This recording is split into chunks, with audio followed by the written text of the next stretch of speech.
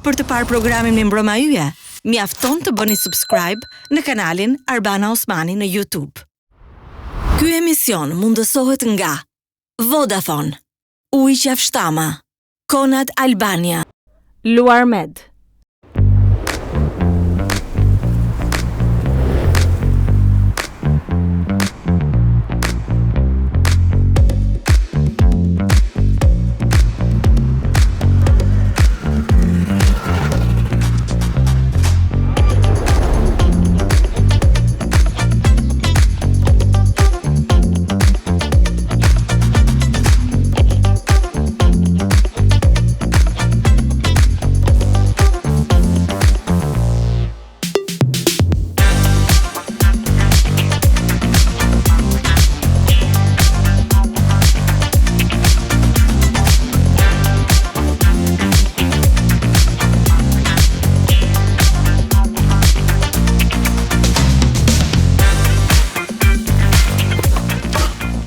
Sot jam veçanërisht e emocionuar sepse do të mirëpres një mikesh të vjetër. Thonë që intervistat ose programet me misht nuk dalin gjithmonë shkëlqyera sepse nuk ke një kuriozitet genuin. Do me thënë ti e di pak a shumë se si do përgjigjet, sepse e njeh shumë mirë. Nuk është ky rasti, sepse unë pretendoj se e njoh mirë, por ky viti i saj i veçantë ka qenë në fakt një mister për mua dhe për të gjithë të tjerët që ka patur rreth e rrotull. Ndoshta jo për miqtë e ngushtë fare, por për ne miqtë e vjetër po. Jam shumë e lumtur që do të kem pas pak këtu Mira Kaxhanin, e cila sapo ka nxjerrë në treg një libër që unë e përpiva brenda natës, një libër që nuk lëshohet nga dora dhe jam e sigurt që edhe ju që e keni lexuar mendoni njësoj si unë. Do gatuajmë sot me Mirën një vak të mbushur me pomodorini, borzilok, krip dhe kam përshtypjen edhe calot. Mezi po e pres.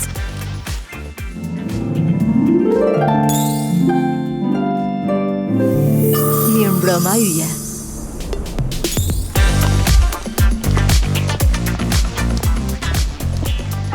Arbana, unë këputa një trëndafil roz, natyrshëm, papritur.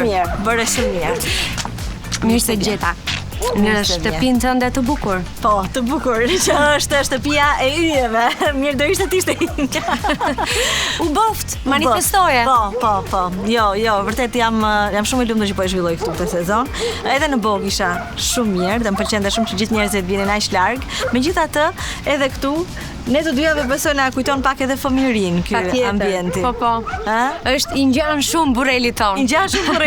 Ne kemi pritani. Se do të tregojmë edhe moshën me këtë rast. Ti ke qenë 4 vjeç, kur erdhe me një fustan të bardhë që ta kishte bërë ti ta flutura me në atë kohë ngriheshi dhe e kuroseshin se si ishin kështu si me nisë shte. 38 vjet kemi ne që njihemi domethënë? Po patjetër. Një jetë. Se unë jam pak më e madhe se ti. Po. 3 vjet më e madhe se ti dhe e mbaj mend mirë kur erdhe në shtëpinë e kulturës. Ishte shtëpia e yjeve. Dhe ti në atë kohë ja me këtë fytyrën kështu të ngjan shumë Kenza, mbesa. Dhe Arbana që ta dini ju të dashur yje, i kishte bërë ti ta flutura zysha frëngjishtes. Interesante, një fustan shumë të bukur. E kujtoj fustanin tënd. Me vërtet. Fustanin, e di çfarë kujtimi kam me ty? Më thënë, kujtimin që më ka mbetur në mendje, që ti shkruaje hartime shumë të bukura. Shumë të bukura dhe që atëherë ishin poetike, domethënë nëse hartimet tona ishin pak patetike, ne që nuk dinim të shkruanim, hartimet e tua ishin vërtet të bukura dhe shumë letrare. Dhe kur po lexoja librin, pak kohë më përpara, më erdhi në mendje fiks ajo kohë dhe më duk sikur ishte një njëjta mënyrë të shkruari. Ti natyrisht ta kesh perfeksionuar edhe do e kesh servitur veten tënde për të shkruar akoma më bukur, po atëherë unë pata të njëjtin perceptim sikur lexova librin tani. Mua më gëzon shumë kjo. Realisht. Është hera e parë që e dëgjoj. Ka njerëz që janë në jetën time, po njerëzit e ngushtë që janë në jetën time datojnë pas moshës time 20. Ndërsa ne në fakt jemi Të vjetra si vera. Eja, zemër, jam shumë e lumtur që je këtu sot për shumë arsye. Po njëra është që do gatuajmë bashkë. Kështu që Eja edhe Me sa e lumtur jam unë që më ka nga dora jote. Se ma bëjnë zili ato gjërat që poston. Vërtet? Ua, është një tartar me salmon që e kam parë kush e di sa herë. Mendoj që do ta bëj dhe nuk e bëj. Pse është thjesht? Pa është thjesht, mund ta bëj, po s'ka salmon sot. S'ka salmon sot, sot do të bëj një gjë tjetër. Eja.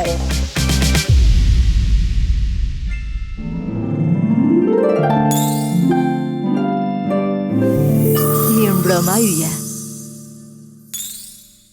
Miruk, ti je adhuruese e Italisë. E kam vënë re në Instagramin tënd, kam parë udhëtimet e tua më shpesh në Itali, mos Po, patjetër, si pjesa dërmuese shqiptare. Jo, se shqiptarët kanë qef edhe Greqin. Okej, dhe edhe Turqin. Po. Turqia nuk pëlqen. Jo. Jo, thaq.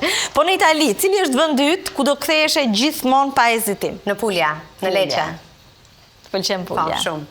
Unë zgjodha që të bëjmë sot një pasta al pomodoro, shumë thjesht. Është shumë e mirë. Do me thënë, për këtë thonë që në qoftë se dita bësh mirë, është e preferuara e të gjithëve. Por e ka një truk të vetën. Do me thënë, nuk është recetë e thjeshtë. Duket sikur është shumë e thjeshtë, po. Po pra, unë e pash që ti ke atë koncentratin që unë asnjëherë s'e kam përdorur dhe pas ke mbajtur fshet. Sekret ti dhe gjithë shefat e kuzhinës që unë kopjoj. Ti bën pasta? Bëj pasta. Në shtëpi? Bëj carbonara. Okej. Motra Njeza thonë që i bëj shumë të mira, po kam një pas që e kam kopjuar në Pulja, që është orecchiette me salcice dhe me qime di rape. Qime di rapa. Si janë shqip qime di rapa? Se di se janë këto emra që janë dalë asun se di. Qime di rapa, asun se di si është në shqip. Se di. Rënjë... Po nuk është, se kemi si rënjë, po e provojnë, është pak e hidhur, po atje ka shije tjetër, edhe ja kam mësuar një gruaje në ato shtëpizat e tyre të thjeshta që kanë gjithmonë sekrete gjyshe. Po, gjyshe. Në shtëpinë tuaj është gatuar gjithmonë mira? Shumë. Mami bënte baklavat për gjithë pallatin. Pra, unë kisha frikë nga vitiri, ende kam një traumë nga vitiri, sepse mami na zgjonte në 1 të natës, dhe mami bënte petët, unë i shtroja, bëj baklavaja jon, bëj një komshie në katë të dytë, bëj e hallës, edhe mbaroni një 4 baklava deri në 7 mëngjesit, duhet ishin dhe punët e shtëpirës të bëra, shtëpia në rregull. Patjetër. Kështu që asnjë dallim me fluturën. A ka qenë mamaja jote e merakosur nëse edhe ti do arrije të gatuaje mirë, kur të ishte koha që duhet gatuar për familjen tënde? Po, mami ka patur merak që të bëj punët e shtëpisë. Atë punët e shtëpisë. Të lajm shtëpinë, të marrim plurat, të kurosim, të lajm menat. Ka qenë një, unë kam bërë punë që në fillore, edhe kam gatuar diku nga klasa e 5 e tutje. Në verë, bënim ato turli, specat mbushur, imam jaldi, patlıgjana mbushur. Në atë kohë, mba mund që kemi bërë shumë musakana, ato vitet e parat në vjetës, unë nuk e bëj më, po atëhere, mbaj mund që e bëja dhe të mirë. Musakan me patate? Po. Me misht që e pristin vetë në, se unë nuk e preferoj shumë mishin e grirë, e dua atë kur e bën vetë mishin, se gjithmonë kam një fiksim me këtë mishin e grirë, më duket sikur mban pak arome dhe do t'jetë shumë i mirë. Kështu që kam kohë që nuk e kam bërë, po kemi gatuar, mami ka dashur që unë të jem një zonjë shtëpie. Që kur të shkosh te burri... Pra, këtë doja të dhja, ti është gati edhe... Patjetër, ne jemi përgatitur vetëm për të martuar. Dhe për ironi, ti deri tani nuk je martuar. Jo, nuk jam martuar, po nuk i vjet, fat. A ke dashur të martohesh mirë? Kam dashur gjithmonë. Me çdo njeri që kam takuar, kam menduar që mund të martohem. Vërtet? Nuk e kam parë askënd si aventurë. Nuk e di, po nuk ka ndodhur. Pse nuk ka ndodhur? Në qoftë se bën një rezume, pse nuk ka ndodhur? Se di, fati mendoj. Aq shumë sa e kam dashur unë familjen, fëmijët, nuk ka ndodhur. Nuk është se tani jam kështu në peng. Jam qetësuar. Po ka patur një moment kur... Po, patjetër. Kur është? Kur ndodh? Në brak 40-ave nëse një grua nuk është martuar dhe nuk ka bërë fëmijë akoma? Jo, te 40-at unë isha goxha i qetësuar, më shumë ndoshta kisha ka menduar pak pengur në një fëmijë, sepse çfarë janë fëmijët? Ajo që mbetemi ne përgjithmonë, është një lloj pavdeksie, është zinxhiri i pavdeksisë, është një trashëgimi që ti lë diçka pas. Se unë mendoj që nuk jam nënë edhe nuk mund t'jap leksione, po ndoshta si gazetare, si njeri që e pëlqen shkrimtarinë dhe leximin, fëmijët mësojnë edhe nënat ti duan, se nuk i do gjatë rrugës, ti fillon do sakrificën për to. Ti fillon do atë faktin që ti ke nxjerrë një krijesë nga trupi yt, edhe fëmia të mëson ta duash, besoj si çdo kusht tjetër. Unë mendoj madje që kam përshtypjen shumë gra pëlqejnë që ti kenë fëmijët fillimisht për statusin social, pra që ti je nën, se gjithçka që të tua po bëhen nën. Motra jote bëhet nën përpara teje dhe ty të duket si dështim që s'po ndodh me ty. Po, jam dakord, shoqëria ta lexon pak si dështim. No, edhe jashtë, unë të komentet e konsiderojnë. Jennifer Aniston e kanë kryqëzuar jetë mot ti flet, ti që si e nën. Nuk të duhet t'jesh nën për patur ndjenja, të duhet t'jesh njeri, e t'jesh grua. Edhe t'jesh fëmijë rritur mirë me dashuri. Kështu që ajo është çështje fati dhe mendoj të gjithë e kanë këtë. Të them të drejtën Arbana, ta them shumë pa rezerva, pas historisë me tumorin në gji, nuk zbukuroj ma asgjë. Nuk mërzitem dhe i them gjërat, nuk kam shumë frerë, nuk e vras mendje. Ka nevojë kemi për njerëz që i thonë gjërat siç i mendojnë ose janë sinqert. Po mendoj që në Shqipëri nuk ta pranoj shumë sinqeritetin. Askund. Askund? Ja. As jashtë? Ja, besoj, edhe jashtë nuk unë shoh doza hipokrizie shumë. Rolet gjithmonë preferohen, maskat, por ka një lloj sinqeriteti që edhe mund të pëlqejet. Nuk jam gjithmonë dakord, në përgjithësi. Mua më pëlqen shumë kur njerëzit i thonë gjëra siç i mendojnë, shumë. Dakord, po. Edhe kur bien ndesh me mendimet. Po, shumë bukur, por ti mund të thuash, po ka dhe se është kjo historia e drejtës së fjalës, a? Dhe ti nëse flet për veten dhe je i sinqert me veten, unë mendoj që njerëzit e respektojnë. Por nëse ti flet për çdo fenomen dhe ti ke një opinion për gjithçka, ky nuk është më sinqeritet dhe nuk është pak teprim, se ti nuk mund t'jesh gjitholog dhe ekspert për të thënë gjithçka. Dhe ndoshta njerëzit, edhe kjo puna e internetit dhe rrjeti, i ka ngatruar pak gjërat, se të gjithë komentojnë, gjithë flasin, të gjithë japin mendim, flasin për gjithçka, shajnë, urrejnë, duan me tepri. Në një kuptim të dhënit opinione sot po i bën njerëzit të jenë rebellant, pra të jenë kudo. Po jo, duhet të jesh, sot duhet të jesh, pra algoritmi duhet të të kapi. Dhe si të kap algoritmi, në qoftë se ti flet keq për dikë, shumë më tepër, se sa, nëse ti flet mirë për dikë. Gjua urrejtjes, janë bërë studimet në Harvard. Mirë, po njerëzit për veten prap nuk kanë guxim të flasin. Ty të ka bërë sëmundja më të guximshme, me sa shoh. Ti e di që pak e guximshme kam qenë gjithmonë. Nuk është se kam patur në një frikë madhe, po sigurisht sëmundja ti rrëzon disa themele. Të bën ndoshta janë tokçarëse për çfarë mendojnë të tjerët? Jo, nuk është kjo. Të bën më me besim të vetja dhe të vlerësosh dhe të dish të prioritizosh, pra të dish të zgjedhësh çfarë është e rëndësishme për ty. Pra jo çdo gjë mua më ofendon lehtë. Nëse më përpara diçka më prekse, unë nuk kam shumë kohë të preken për diçka. Pra në një farë forme ti ku kalon një lloj eksperiencë si ajo me sëmundjen, unë kam thënë te libri që sëmundja të mëson për ulësinë ndaj jetës. Dhe për ulësinë ndaj jetës do të thotë edhe të kesh respekt për disa gjëra të tua që ndoshta nuk i pëlqejnë tjerët, dhe nuk mund të jetosh. Pra gjërat që ne i dim në teori, në jetën e parë, në jetën e dytë i ke në praktik. Pra ty tani nëse dikush të thot, po sa vjeç shkove ty 44, akoma s'ke bërë fëmijë, po si dhe ja bësh për fëmijë, ke ngrirë vezët, ty të shqetëson më kjo apo jo? Ka shumë gra që bezdisen, që nuk kanë fëmijë. Edhe i kuptoj dhe i respektoj. Unë nuk jam bezdisur asnjëherë aq shumë. Ashtu? Jo, fare, unë jam 45, se mos ulim një vit kot. Okej. Jam 45. Jo, nuk më shqetëson kjo, as nuk më hap ndonjë plag. Nuk të hap asnjë plag. Mua tani më shqetëson çfarë mendoj unë për veten time. Unë e kam thënë gjithmonë që e di çfarë ka rëndësi o Arbana, çfarë mendon njeriu në darkë për veten. Dhe në mbrëmje të gjithë e din kush janë, pavarësisht të rolit që kam patur gjatë ditës. Çfarë mendon ti për veten? Dhe ajo... Cili është mendimi yt për mirën? Në aspektin e temperamentit, karakterial, si po më pyet, në përgjithësi se duhet ta ndaj. Do ta kishe ti shoqe mirën? Po, do ta kisha mirën shoqe. Si Anjezën? A ishte afërt? Jo, Anjezën do ta kisha më shumë. Ka gjëra që nuk toleron dot te vetja? Po, unë jam pak kokfort. jam pak e nxituar. Ndonjëherë atë fjalën e fundit edhe e kam thënë të parën. Ka shumë kohë që nuk e them më, por tani ne nuk ndajmë në copza. Ndërsa një shoqe si Anjeza nuk e thot kur fjalën e fundit. Ashtu. Dhe unë kam shumë respekt dhe i dua shumë njerëzit që e kafshojnë gjuhën. Unë nuk e kam patur në natyrë edhe tani... Mund të dalësh nga natyra. Kam gjëra të tjera shumë të mira që po të pyesësh Anjezën kur ta ftosh në emision, do kuptosh që edhe unë kam cilësitë mia, po nuk do flas për veten time se kjo është e tmeshme. Të filloj tani dhe të rendis meritat e mia në këtë pikë. Mira, je rritur në një familje të lumtur? Jam rritur në një familje me shumë dashuri.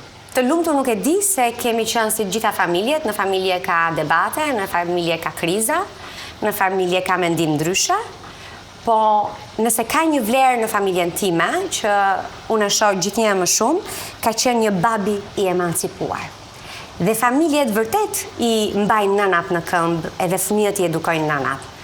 Por ritmin edhe udhëheqjen e bëjnë baballarët. Nëse ke një baba strikt, vështirë, problematik, konfliktual, nuk ka çfarë bën nëna. Nuk kanë çfarë bëjnë gratë. Kështu që në shtëpinë tonë gëzimin e ka sjell babai. Mami ka qenë motori, ka mbajtur gjithë peshën, gjithë peshat e familjes, po babi ka qenë njëri modern, i lirë. Ti e ke parë dhe te libri se si flas për të. Dhe ai na ka dhënë mundësinë që ne të mos kthehemi në shtëpi me frikë. Është shumë e rëndësishme që fëmijët, ne tani fëmijët trajtohen me shumë vetbesim, por ne nuk i përkasim atij brezi. Na është dashur ndonjëherë të sakrifikojmë shumë për të shkuar në një ditëlindje, në një party. Babi ka qenë një Kujtimi që kam unë me babain tënd, është ai një burri shumë të pashëm dhe shumë të ngjashëm me personazhet e filmave turq, që ne shikonim dikur tek Superstars e shoh me ato mustaqet, por gjithmonë me sytë shumë të qeshur, edhe gjithmonë shumë i qeshur. Nuk ka qenë as me mua, pra që nuk isha bija e tij, nuk isha e afërt, kur me distancë, gjithmonë shumë i afërt, gjithmonë shumë i ngrohtë edhe shumë i dashur. Si e ke përjetuar ti të mos qenit më kështu? Babi është në demencë. Ti e di dhe unë e kam referuar në libër. Është 71 vjeç, është shumë i ri. Çfarë nuk do kisha dhënë që kjo të ishte një sëmundje e shërueshme. Si e keni kuptuar? Si ndodh? Si e kupton? Si shfaqet? Është shumë tinzare. Është shumë tinzare. Në fillim ti kujton se thjesht po harron siç harrojmë të gjithë Chelsea ose na duket sikur ti nuk e kupton. Sa vite më parë kanë shfaqur shenjat? Unë me shenjat e para që ishin të dukshme ka qenë kur babi ishte 68 vjeç. Pra para 3 vjetësh. Para 3-4 vjetësh kështu. 67-68 që filloi të dukej që babi po harronte. Të gjithë më përgatitën atë kohë që kur tjetë në këtë fazën klinike, në këtë fazën e vështirë që në cilën ndodhet tani, përgjithsisht njerëzit me demencë ka një lloj agresiviteti. Edhe më bënte shumë përshtypje me thënë drejtën Arbana, thoja o Zoti i Madh, si mund, domethënë të gjitha do t'i duroja, po tani të shoh një baba që është fizikisht aty dhe tjetë njëri tjetër, nuk jam gati. Dhe në fakt kjo është një sëmundje shumë e rëndë për familjarët. Por ai e bukura në këtë histori shumë të trisht, për mua kjo është dhimbje shumë më e madhe se sa ajo që unë kalova. Sepse ti e jeton çdo ditë aty dhe s'ke mundësi të bësh betejë. Si kur ke mundësi të bësh betejë, është bukur. Ke një fije shprese. Ke një fije shprese dhe kur ke memorien, kur e ke mendjen. Dhe e çuditshme është që babi nuk u bë kur agresiv. Dhe kjo futet tek rastet e rralla. Son mjekët. Ajo që mendoj unë është se kur njerëzit humbasin memorien, sepse ajo është një sëmundje që vdesin neuronet, dhe ti nuk kujton më, nuk ke konceptin geografik, nuk ke konceptin e kohës, pra natën, orën 2 natës, ai mund mendoj që është ora 2 dhe ka një takim me një shok. Pra ti të ngatrohet harta, të ngatrohet koha, jeta, njerëzit, gjithçka, ti jeton në kaos. Dhe kjo ndoshta mund t'i bëj agresiv. Është e çuditshme, tek ai njeri ka mbetur buzëqeshja, mirësjellja, i thot mamit faleminderit. A ju nje? Ka raste që po, ka raste që jo. E do mamin shumë dhe unë me humor bëj ndonjëherë dhe humor, sepse është e nevojshme, i them babi tani që është në demenci, është kujtuar që është i dashuruar me mamin. Po, mami po i shërben shumë edhe kam një lloj admirimi për atë lloj dashurie për këto çiftet që bëjnë kështu për njëri tjetrin. Është e jashtëzakonshme. Por këtë duhet një shok jete. Dhe duke parë atë që po bën mami për babin, unë do ta gjej se s'bën një shok jete. Nuk duhet ngrysur jeta pa dikë që të do shumë. Sigurisht ata kanë... duhet kënë 60 vjet. Jo 60, po 55 po. 55, pra më shumë se gjysmë shekulli. Dhe mënyra se si ajo bën për babin. Mami është dhe se ka qenë mamiti e di dhe i bën ato ilaçe, se babi ka patur dhe pak diabet, ka vuajtur nga zemra dhe ka shumë ilaçe dhe kujdeset dhe ai thot mamit falenderit, kur i ndodh që i rëshket diçka i thot më fal. Dhe kjo gjë më ka bërë krenare babin, që edhe pse nuk ka fuqi ta kontrolloj dhe nuk e ka mendjen si që ka një njeri normal, ai është kaq njeri mirë, i buron mirësia dhe kjo është dhurata më e bukur që po mjek në këtë kohë. Po ju pastaj si fëmijë, sa të vështirë keni që të kujdeseni për ta, edhe ekonomikisht, se besoj që smundja duhet suportuar edhe me ilaçet shtrenjta, domethënë ju tani jeni prindër të prindërve. Po. Mamje, ti e njeh pak mamin nuk kërkon asgjë nga ne. Sigurisht të gjitha ilaçet blihen, por nuk është e ilaçet dhe nuk është më kjo, ne as nuk e ndjejmë më këtë pjesën, nuk e kota mendosh pjesën financiare, ekonomike, mos i raft as kujt kjo. Ata që e kanë në shtëpi sinqerisht kanë gjithë dashurin time dhe përqafimet e mia, sepse e di çfarë është. Më e vështirë Arbana është pjesa shpirtërore, shumë e lodhshme. Është shumë e lodhshme sepse duhet ta jetosh që ta kuptosh. Është shumë e vështirë.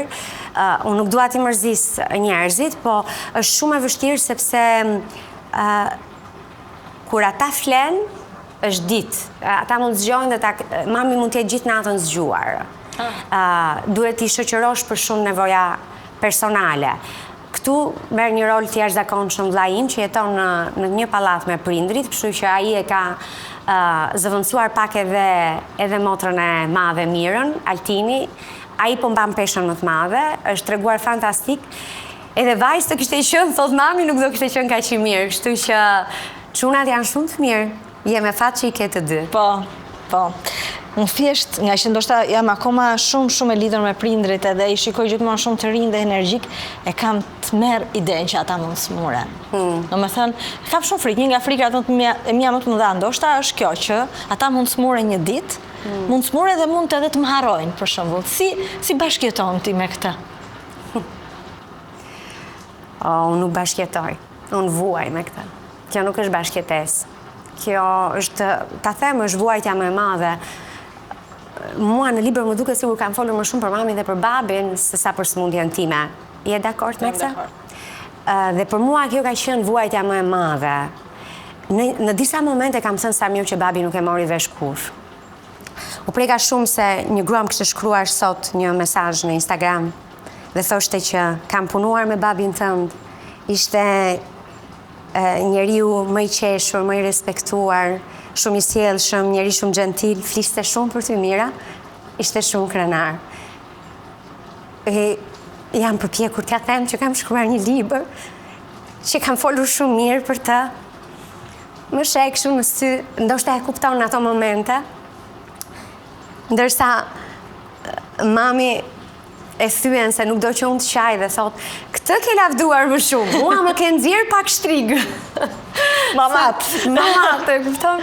Por ai është vërtet një shpirt i butë, edhe shumë do kisha dashur që ta dinte që bia vet ka fituar një betejë me smundjen, e ka përballuar mirë. Kam vazhduar të shkojmë punë, ata e kishin shumë problem prindrit tanë këtë punën, na kanë edukuar me një sens puna. Ndoshta edhe nuk na ka bërë mirë kjo, se unë ndonjëherë punën e vendos përpara çdo gjëje. Po çdo gjëje. Edhe puna nuk më ka vendosur mua para çdo gjëje. Tash përblen deri diku, po jo gjithmonë, po ata e kanë patur këtë, që pavarësisht çdo gjëje, bab, puna, ka rëndësi, mos e li punën. Dhe babi ishte shumë inkurajues, se ishte njeri optimiste dhe atë pjesën e optimizmit mendoj, ja ka marrë pak ati. Se mami ishte komandante, po. Prap po e bëjt sop mami, no?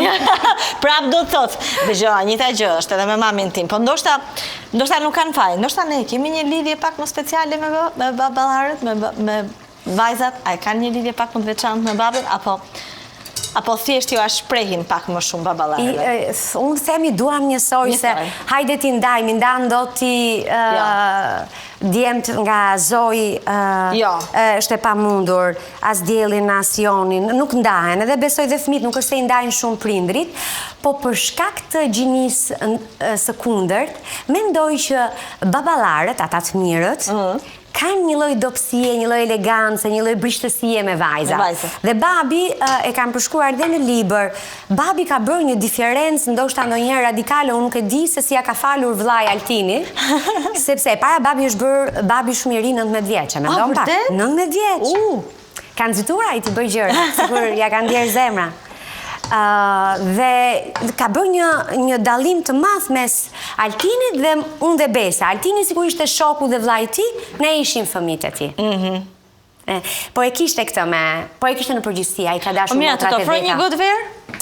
Apo s'mundem? Mund ta bëj gëzuar me ty, po unë nuk e pi verën. Tani për shkak të terapisë. Megjithatë do ta bëj gëzuar me ty, por vetëm një gëzuar, ti duhet të pish vetëm gjëra të shëndetshme të tipit ujë, lëngje frutash, si funksionon tani dieta. Edhe mund ta shkeli ndonjëherë në këtë jetë se nuk jam aq fanatike, po përpiqem që të mos e gëzuar. Shëndet dhe dashuri, të dyja. Të dyja rrinë bashkë. Dashuria ndonjëherë të shëron, edhe shëndeti pa dashurinë është sëmundje. Sëmundja të ka bërë, ke qenë gjithmonë e mençur, po sëmundja të ka bërë ashtu, ë? Saggia, thonë italianët, ë? Nuk e këshilloj gjithsesi. Më mirë me një lloj mendje lehtësie, se dëgjoj, duhet të shohim anën e mirë gjërave. Po. Edhe gjërave të këqija. Që nga me gazë. Jo, shiko, ndonjëherë nga krizat ti e ke parë, nga krizat prodhohen gjëra shumë të mira. Po. Ti e kujdesshme tani me dietën në përgjithësi? Po, patjetër. Tani më ndryshe, shumë më shumë. Kam qenë dhe më përpara, po tani e kam pjesë të vonë. Që thoje, jam kujdesur për këtë trup gjithë jetën, s'kam pirë alkool, s'kam përdorur drogë, s'kam abuzuar, kam shkuar palestër, kam ngrënë shëndet. Tradhtar, mos mirënjohës. Më tradhtoj. Të tradhtoj. Po dhe unë ju përgjigja.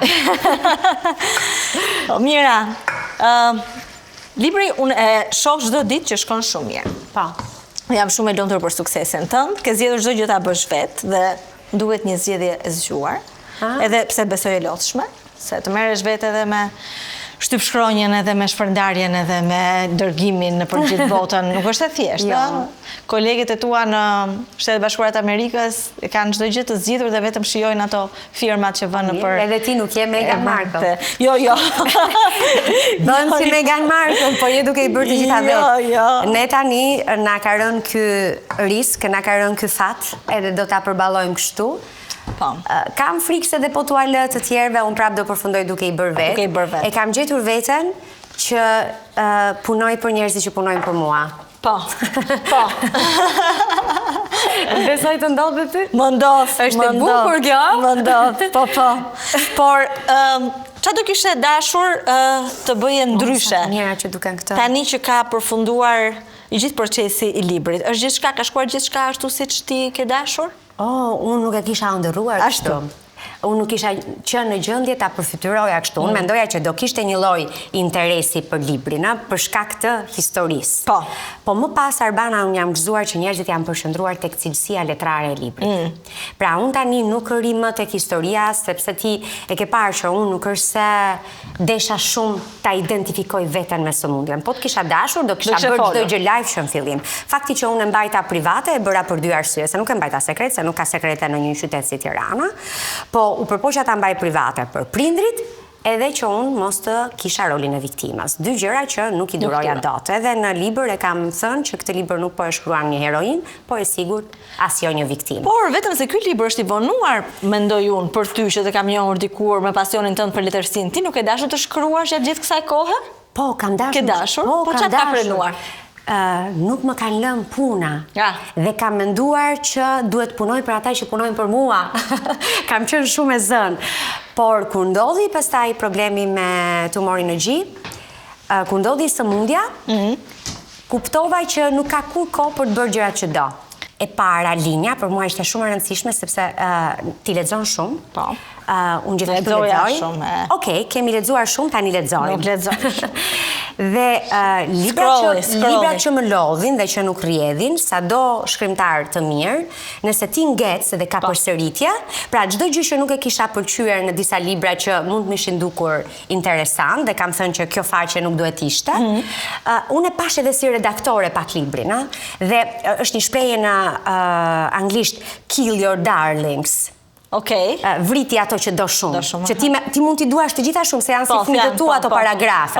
Po unë e kuptova dhe pasi e shkruajta unë bëra një redaktim shumë të mirë, sepse kishte shumë rëndësi për mua rrjedha.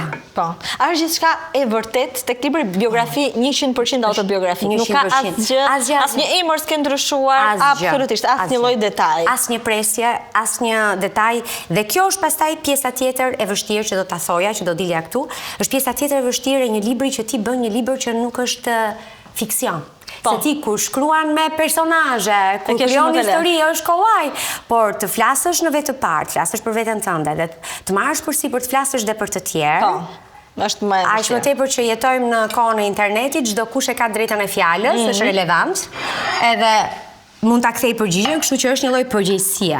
Ishte përgjegjësi dhe të flasësh dhe për sëmundjen, dhe jam konsultuar, kam marrë mjek që i kam pyetur, e kam mirë këtë gjë, ose kam një moment ku shpjegoja. Shiko, mendon që do ketë kritik të ashpër ndaj teje? Unë jam e sigurt që nuk besoj që ka ndonjë gabim për të kapur, por gjithsesi kritika kapet me çdo gjë. Nuk e kam menduar. Jo, unë dua të jem e saktë. Kupton, është kjo mania ime për të qenë e saktë, dhe unë në fakt kur shkruaj dhe kur shkruaj nuk mendoj asnjëherë për kritikët. Unë mendoj për ata që më duan.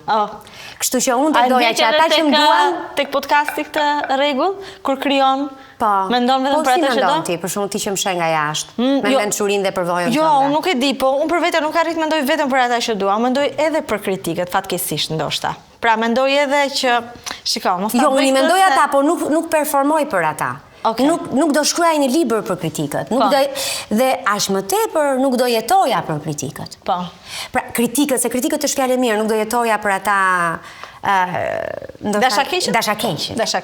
Sepse kritika është gjë e mirë dhe mua më pëlqen që të ketë kritikë, edhe kritika është e mirëseardhur, mua më vjen keq që s'kemi kritikë. Ne s'kemi kritikë. Sepse kritika na rregullon, kritika na përmirëson, asnjëri nga ne nuk është perfekt, Ne s'kemi kritikë. Edhe sa mirë që si jemi. Njerëz që bëjnë statuse. Lodhen dhe ata dhe ti tani. Lodhen. Okej, do më provosh në çik pasta tash. Do të provoj. A do parmigiana ose po t'ishte Besa tani do thoshte që babi, unë e kisha harruar, Besa tha, babi na ka mësuar të ha makaronat me luk dhe me pirun. Vërtet? Po. Do një luk? Jo, se tani e kam filluar I ha kështu thjesht. Që të më varet. Jemi vesh edhe me të bardha. Fiks për të shijuar makarona. Jam duket sikur po jeton një periudhë të bukur në jetën tënde tani. Është e vërtet? Në këto momente sidomos. Me një borzilog. Mira. Shumë mira. E ke dorën e butë. Tamam si di branë. Je lumtur tani? Sot? Nuk kam qenë asnjëherë kaq e lumtur. Vërtet? Sepse tani nuk është se pres çudira. Po. Edhe nuk bëj shumë plane.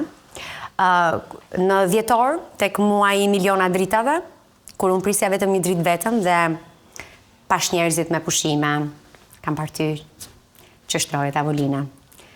Kam parë shumë njerëz, I shikoja dhe thoja, ta din këta, sa me fat janë. Unë prisja biopsin nga që do ribëj edhe njerë në Milano, sepse donim që të shikonim ato opinionin e dytë. Edhe nuk e dija çam priste, nuk e dija deri ku kishte shkuar smundja ime, çfarë betejë më priste.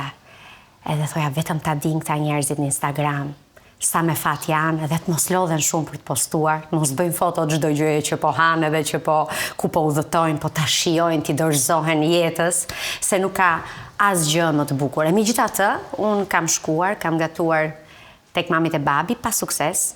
Përgjithsisht gatuaj, po nuk e ke iden, është e çuditshme kur njeriu vërtet gatuhet me dashuri, kur njeriu nuk është mirë, nuk gatuan mirë. Kështu që kupton kur prek fundin, kush jetës i shkon në skaj, ti kupton se lumturia nuk është të kesh, po të jesh. Dhe fakti që jam mirë me shëndet, bëj punën që dua, kam njerëzit e mi dashur mirë, i kam afër, jam këtu tek ti me një shoqe fëmijërie, jam shumë e lumtur kur shoh ty që ja del pavarësisht çdo pengese, ta kam vlerësuar shumë këtë forcë karakteriale, bravo të qoftë Arbana Osmani.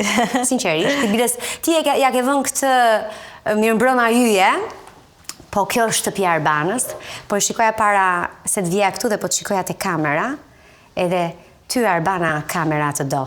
Kështu që ti bën shumë mirë që njeriu e ka, sot ne kemi në dorë të bëjmë atë që duam. Pra ne nuk varemi më nga asnjë kontratë. Dhe unë gëzohem shumë kur shoh shoqe zemre, shoqe jete, shoqe fëmijërie që janë duke bërë gjërat që duhet, që janë të lumtura, sepse lumturia është pak virus. Pra nëse ti je mirë dhe ma transmeton dhe mua, apo nëse unë jam mirë dhe ta transmetoj dhe ty, fillon dhe jemi pak më mirë, është shumë bukur. Unë nuk e di sa keq jetojnë njerëzit që nuk gëzohen për tjerët. Megjithatë, mira, ti ke patur një rrugtim jo të lehtë në media dhe për ironi të fatit ju mundove 20 vite të bësh karrierë në televizion dhe suksesin më të madh gjete jo në televizion. Mua mira televizioni nuk më do. Bëj shaka. Po kamera po? Kamera po. Nuk kam patur jo. Kjo ishte me autoroni dhe pak me humor, po nuk kam patur fat. Ndoshta nuk kam qenë në vendin e dur në kohën e dur. Unë jam përpjekur jashtëzakonisht shumë, i kam bërë gjitha sakrificat, nuk i kam thënë asnjëherë jo, asnjë pune, por nuk e pata atë mundësi dhe kur kam ikur nga Top Channel, ka qenë kontrata e fundit në televizion, i kam thënë vetes Arbana që unë nuk do të kthehem më në asnjë televizion. Sot a shikon televizion? Jo, fare. Dhe nuk e kam këtë si akmarrje. Se nuk jetoj fare me as e kam patur, nuk kam as kohë, po nuk kam dëshirë, nuk kam çfarë shoh. Nëse televizioni më pëlqen si institucion, nëse do bëhej një emision i mirë, nëse do kishte diçka që mua do më tërhiqte, të garantoj që do ta shikoja, madje mund të them, mua më mungon të shoh televizor. Të shoh televizion. Të mblidhesh me besën me një është gjë shumë e bukur, të mblidhesh në darkë, të shtrosh edhe të shohësh një emision preferuar, është gjë jashtëzakonshme, unë mendoj që shoqërisë i mungon kjo, pavarësisht të gjithave. Vërtet, edhe Italia ka portale me statuse dhe me komente të ndyra dhe me lloj budallallëqesh. Por ka dhe Sanremo, por ka dhe emisionet mira, por ka dhe intervistat mira. Pra, në shoqëritë mira, në shoqëritë zhvilluara, ti i gjen të dyja. E gjen edhe artistin edhe plehun. Unë nuk po them pse ka pleh. E kupton pse ka njerëz që bëjnë këtë, si me thënë, median surrogate, që nuk e bëjnë të mirë. Po duhet me qenë edhe kjo gjëja e mirë. Kështu që nuk jam fare krenare që në këtë Shqipëri që vendosëm të jetojmë, edhe në këtë profesion që zgjodhim të bëjmë, nuk ka treg për njerëzit e Zot. Pra duhet kishte oferta nga televizionet për njerëz që... Po pse nuk ka, Mira? Pse nuk ka? Okej, unë ndoshta nuk jam më e mira për televizionin, po... Sepse unë besoj që u fut paraja. Ajo i prishte gjitha. Dhe jemi shoqëri e vogël, jemi treg i vogël, ka një lloj presioni mbase. Se nuk u fut, apo është futur paraja te podcasti? Se nuk më duket. Mua më shkroi dje një vajzë që nuk po ja them emrin. Që më tha Arbana, kam shumë qejf se vif te programi jot, të lutem ma thuaj sa e ke fin. Dhe hajde të diskutojmë. Më bëri shumë përshtypje se dhe s'po kuptoja, realisht në fillim s'po kuptoja kjo fia, sepse ajo është një vajzë që ka dhe biznese, thash fin për çfarë do të futet si sponsor. Apo do të vi të jetë intervistuar, se është ashtu e njohur. Edhe i thash, po si do futesh se në fakt ajo ka ca produkte që pra nuk janë ushqime që të futet me sponsor në program. Është si do futesh këtu? Thash që të më intervistosh mua. Thash, jo, po ne nuk e kemi pagesë. Përgjithsisht janë njerëz për cilët ka një lloj kurioziteti në publik, edhe janë njerëz që kanë diçka që transmetojnë edhe flasin etj. Unë mendoj që njerëzit pastaj duke reflektuar, kuptova që kështu funksionon. Njerëzit po bëjnë para, pse nuk duhet të bësh para ti? Pse mos bësh para ti? Ti je tani e afirmuar, mund të bësh para me podcastin. Pse mos bësh para? Po, mirë jam unë e lumtur, nuk e kam qëllim para, nuk e kam patur asnjëherë. Po e them kështu pak në zhargon, nuk kam qenë asnjëherë lekiste. Unë jam ne jemi Dema. Po. Dhe gjithë thonë që Demat e duan Na pëlqejnë gjërat e mira. Dhe unë i blej gjërat e mia. Unë gjithmonë kam patur xhinse të mira, gjithmonë kam, domethënë rrogën time, unë kam para që të vishem, të jetoj mirë, nuk më duhen gjëra të mëdha, se edhe parat nuk mjaftojnë asnjëherë. Unë besoj që nuk ka fund ajo lloj egoje. Kështu që ti mund ta kesh, pasuri nuk është paraja. Mua më jep më përmbush më shumë kur kam një podcast të mirë dhe njerëzit e pëlqejnë dhe njerëzit e ndjekin. Dhe për shkak të kësaj audience unë kam kontrata me sponsor shumë serioz dhe unë e mbaj atë me partnerët e mi. Po, ato ta kishe më të lehtë, do ta kishe më të lehtë. Jo, mendoj që do ta kisha më të vështirë. Një njeri që vjen të paguan dhe ti e interviston dhe kthehesh si shërbëtori i atij, kush je ti që do më paguash? Jo, mendoj kam më shumë respekt për vete. Nuk e bëj këtë. Nuk e kam bërë asnjëherë, ma kanë sigur më ka dhënë dhe mua kjo. Edhe nuk kam ndërmend që t'i vë një çmim podcastit që të mburr dikë apo të pyes dikë. Patjetër që podcasti pa para nuk bëhet. Po e pasur me podcastin nuk e dia do bëhem edhe në tregun e Shqipërisë, është treg i vogël. Unë do doja shumë që ne të kishim YouTube-in e monetizuar. Shqipëri-Kosovë ne na ikin klikimet kot, na ikin në lum. Ne marrin vetëm nga diaspora. Sigurisht që do doja që t'isha në një treg më të madh, se ndoshta ti me këtë suksesin tënd, apo unë me atë suksesin tim të podcastit, apo me librin tim, me shumë çka. Unë i shoh të singjashmit e mi, besoj dhe ti ishe të singjashmit e tu, kanë treg. Këtu, kur nuk besoj që do bëjmë ndonjë gjë të madhe, thjesht do t'i heqim atë lloj lezeti dhe besueshmërie vetes, duke ju shitur joshjes për ca para më shumë, se cilat nuk do të bëjnë asnjëherë gjithsesi të pasur. Mira, unë kam vënë që ti nuk je maniake e klikimeve, megjithatë, nëse vin të bëhet shefi apo jo. Patjetër. Më shumë të bëhet shefi sepse më merr vëmendje programi, besoj se sa ato përkthehen në shifra. Jo, apo jo.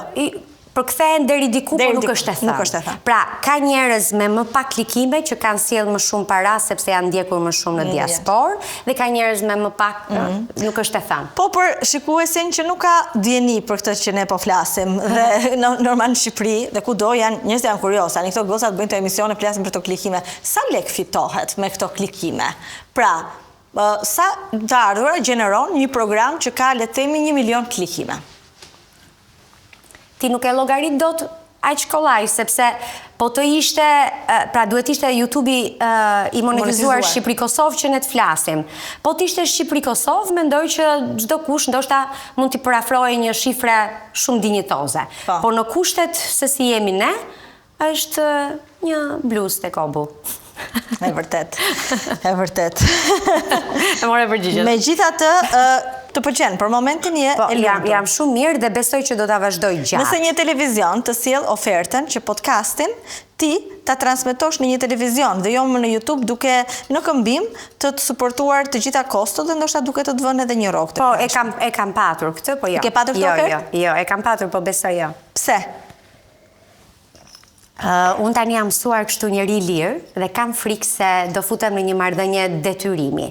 Me televizione do të vi patjetër një ditë që dikush do të thotë duhet ta marrim këtë, se pra do jenë ca interesa që do jetë gjithmonë, kurse unë vërtet nuk, as emocionet e mia nuk i vë re. Pra nëse njeri e meriton që të jetë në podcast, edhe nëse nuk e pëlqej unë shumë për shembull, ose nëse dikur ka thënë diçka të papëlqyeshme për mua, nuk e kam fare problem, nëse i duhet audiencës, nëse meriton dëgjohet, nuk kam asnjë lloj emocioni për këtë. Ashtu, ëh? Jo, fare. Se kur po vrisja me Reduna Xhungën, për shembull, Xhunga më tha që unë nuk mundem të intervistoj njerëz që s'më pëlqejnë, e kam të pamundur, nuk më dalin intervistat, nuk kam as çat pyetjes, nuk kam as. Po, edhe qëndron ajo, sepse ashtu është Rudina. Edhe ky është sinqeritet që unë e vlerësoj. Kurse unë nuk po them që marr njerëz që se duhet dhe ta pëlqesh që ta respektosh dikë edhe ta ftosh. Po them që nëse dikush ka vlerë, ka bërë diçka dhe ndoshta unë di diçka që ai ka thënë ose ajo për mua, unë nuk jap fare. Si e prëndsi? Ja ka marrë ndonjëherë nga njerëz që kanë lënduar? Në punë flas, jo në.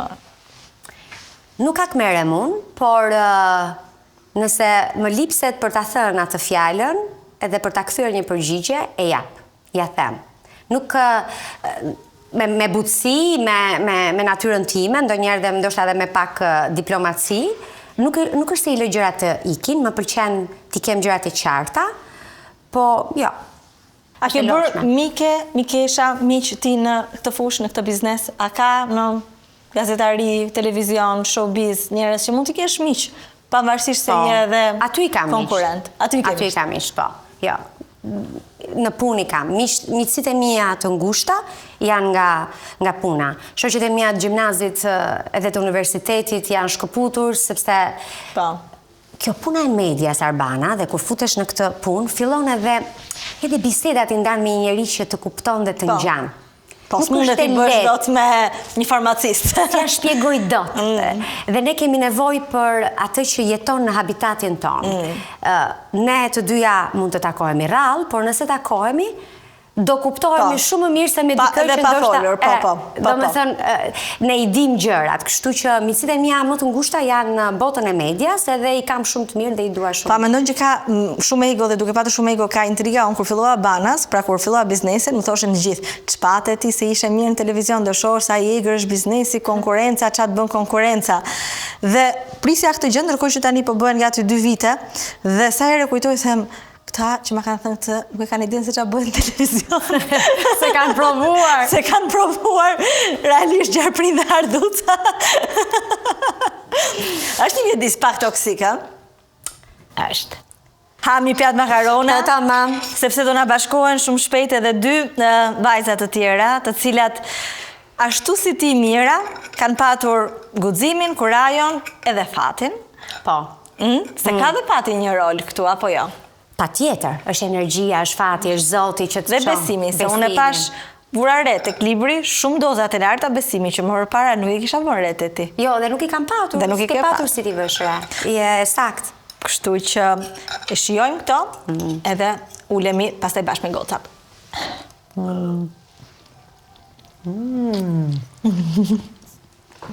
Kështu bëjnë blogeret.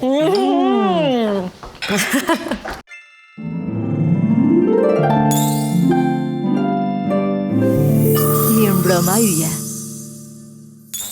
Shumë nga ata që mund na shohin tani mua dhe Mirën thonë, "Okej, mirë, ju pam, gatuat, po kë keni ftuar për darkë." Dhe nga njëra anë kemi një personazh shumë të njohur që është Beniada. Mbrëma. Dhe nga ana tjetër është një personazh jo shumë i njohur që quhet Luna. Mbiemri e ka të njohur me Tasani, babai i saj është i njohur, po Luna vet nuk është e njohur, nuk e dal shumë në media, nuk e dal shumë në ekrana apo jo. Jo. Emri u lakua pak së fundmi për shkak të historisë. Po. Por që kam preferuar të jem më larg mediave. Vajzat kanë një të përbashkët. Ndoshta Beniada pak më pak, po Mira dhe Luna e kanë të përbashkët të madhe. Një sfidë të fituar me një sëmundje të keqe.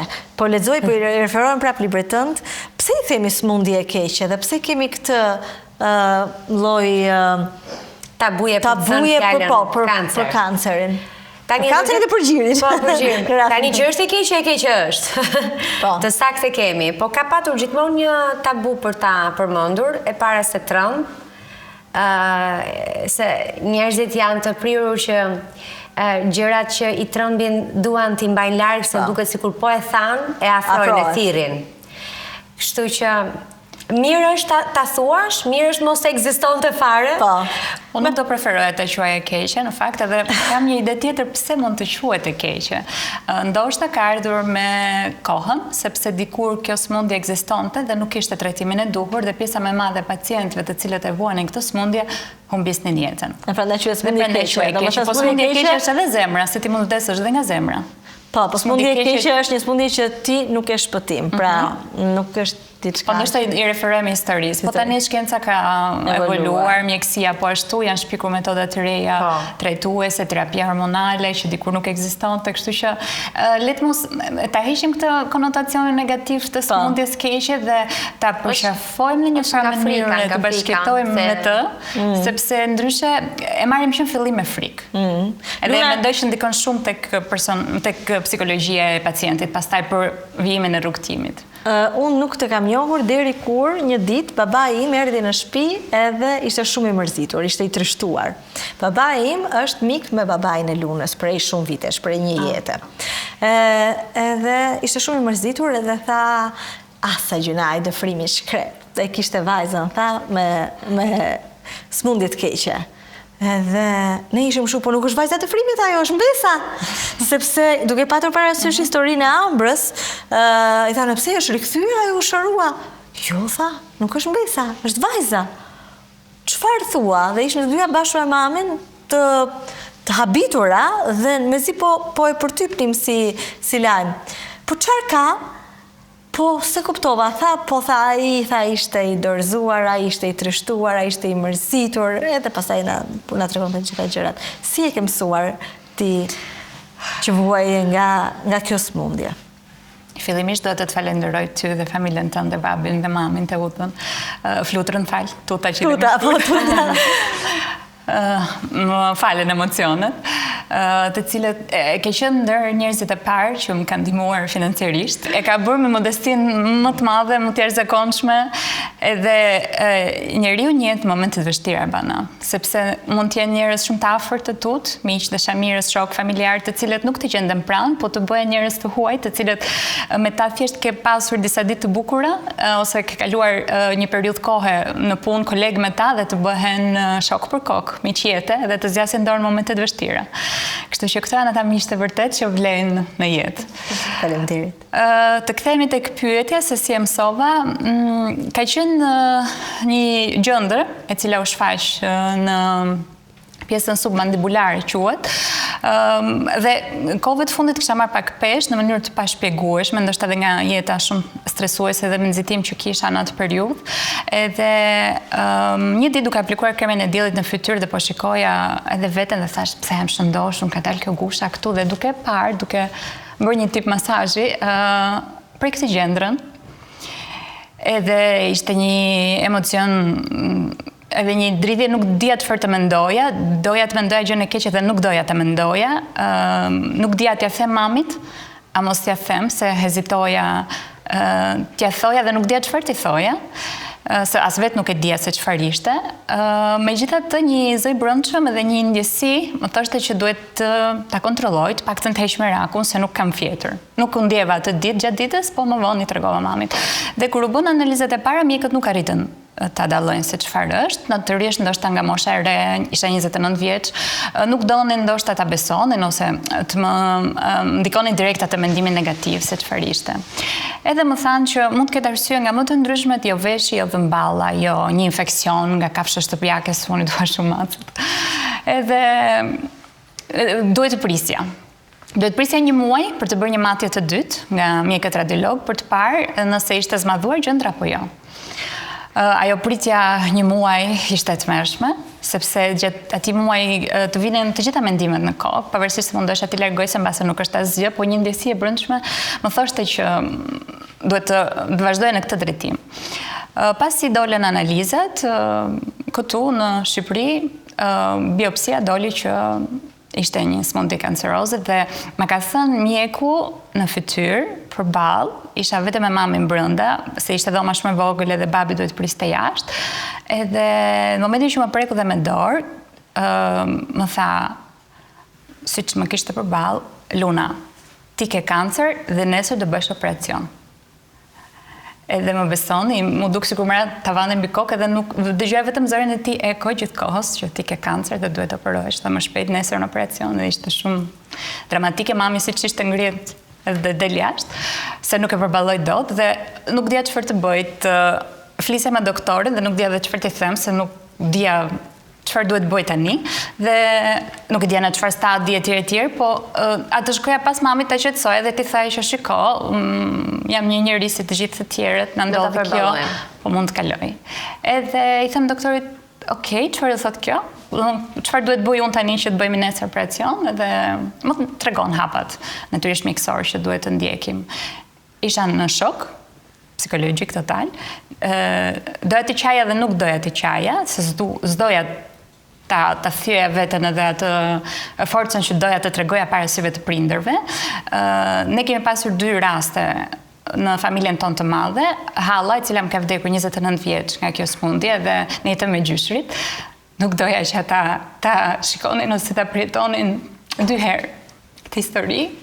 Edhe vajza në Hallës tjetër, e cila e kaloi me sukses këtë sfidë dhe u bë një brim frymëzimi në atë kohë për ne, për gjithë ne, po kanë kaluar mbi 10 vite, edhe me të u bë një fazë eksperimentale, më thënë drejtën, u mlodhen disa mjekë dhe bë një terapi absolutisht që nuk ekzistonte më parë. Pra unë kisha parë të 2 rastet, edhe të mirën edhe të keqen, dhe unë nuk dija ku ta kategorizoj veten, por i thash vetes, "Okej, Luna, je përballë një fakti, edhe shumë e rëndësishme që ne ta pranojmë smundjen. Sepse të pranosh smundjen është gjysma e rrugtimit." Si e pranon smundjen? Se unë besoj që përgjithsisht fillimisht njeriu refuzon, thotë s'ka mundsi, pse do të ndodhi mua, si jam mund, si fillon dhe kur fillon e pranon smundjen? Doktori im thot që ka 2 lloj pacientësh që e pranojnë smundjen edhe që e refuzojnë. Pra nuk është e thënë që të gjithë e refuzojnë apo të gjithë e pranojnë. Ka të bëjë pak edhe me temperamentin, me personalitetin, me forcën, me dobësinë. Është më mirë ta pranosh apo ta refuzosh? Një mikesha ime e cila fatkeqësisht nuk jeton më, e ke intervistuar Vjosa jon, është një nga ato njerëz që mendoja që nuk do të mund të mundej kurrë nga kanceri. Dhe ajo nuk e pranonte. Nuk e pranonte Vjosa. Jam shumë mirë, unë vrapoj, unë jetoj, unë thjesht nuk po pi më alkohol, e kështë shumë qeverën edhe alkoholin përgjithësi, po gjithë veprimet e tjera, ato është të unë i bëjës një sëmë. Të pranosh smundjen nuk do thotë që të ndryshosh jetën 360 gradë. Të pranosh smundjen është të pranosh me psikologjin të ndë të brëndshme faktin që ti ke këtë diagnoz edhe duhet bësh hapat e duhura për të barë mjekim, si që mund të jetë operacion. Se ka njerëz që e refuzojnë që në fillim. Edhe mjeku në Gjermani, pasi unë kurova atje, për një, ndoshta mendim të dytë më të specializuar. Më thotë që ti e përballë këtij fakti, kësaj diagnoze dhe kjo është rruga që ne do ndjekim. Ti do apo nuk do të shërohesh dhe ta luftosh, sepse ka shumë njerëz që refuzojnë edhe nuk duan ta luftojnë edhe të hyjnë pjesës së kimioterapisë. Ka plot që nuk i ndjekin protokollet mjekësore dhe zgjedhin këto rrugët alternative. Që askush nuk të thot për shembull që ti duhet të bësh kimioterapia, apo ti duhet të bësh terapi endokrine. Po si, duhet të zgjedh, ata të thonë, ti përfiton. Pra ti e zgjedh vetë, një pacienti e zgjedh vetë si të kurohet, atë kurohet. Sigurisht, unë do isha, jam një partizane, jam një zë që njerëzit duhet i besojnë protokolleve mjekësore. Shkenca është ajo që kemi, ajo që na shpëton. Kryesorja. Pastaj unë atyre historive të tjera nuk është besim. Jo, nuk kam besim. Nuk e besim. Po është personale. Unë besoj shkencës. Luna, pse zgjodhe edhe ti edhe Mira të kuroheshit jashtë Shqipërisë? Unë pjesën kryesore kam bërë në Shqipëri. Kirurgjinë kam bërë në Tiranë. Po kontrollet? Kontrollet tani i bëj këtu. Kam shkuar vetëm gjatë kohës kur do të vendosej terapia përfundimtare dhe kam kërkuar atë që tha Luna, se kjo ndodh me gjithë pacientët që goditen nga kjo sëmundje, që ne thamë keqe, po doktori im thotë është hyjnore, kështu që hajde ta gjejmë, ka disa qëndrime. Dhe kam shkuar vetëm në atë kohë për të marrë opinione të dyta dhe sigurisht kam bërë kontrole dhe u vendos terapia dhe u bëna të gjitha ato teste që i kam bërë përmes institutit në Milano, i kam thënë disa herë dhe nuk dua të rikthehem më. por unë pjesën më të madhe, unë të gjitha tani vizitat I bëjnë në Shqipëri, kontrollet semestrale I bëjnë në Shqipëri, gjilpërën e bëjnë në Shqipëri, se kam një gjilpër një 3 muaj dhe një kokër të vogël që unë I them Brad Pitt. Ta më kësi themit. Ndërsa unë jam kuruar në Gjermani dhe preferoja Italinë, se kam dëgjuar që është qendra europiane onkologjistë aty, po nuk kisha të afërm shumë të ngushtë tek të cilët mund të qëndroja, se mund të qëndroja një vit. Kam dëgjuar fjalë shumë të mira për Gjermaninë.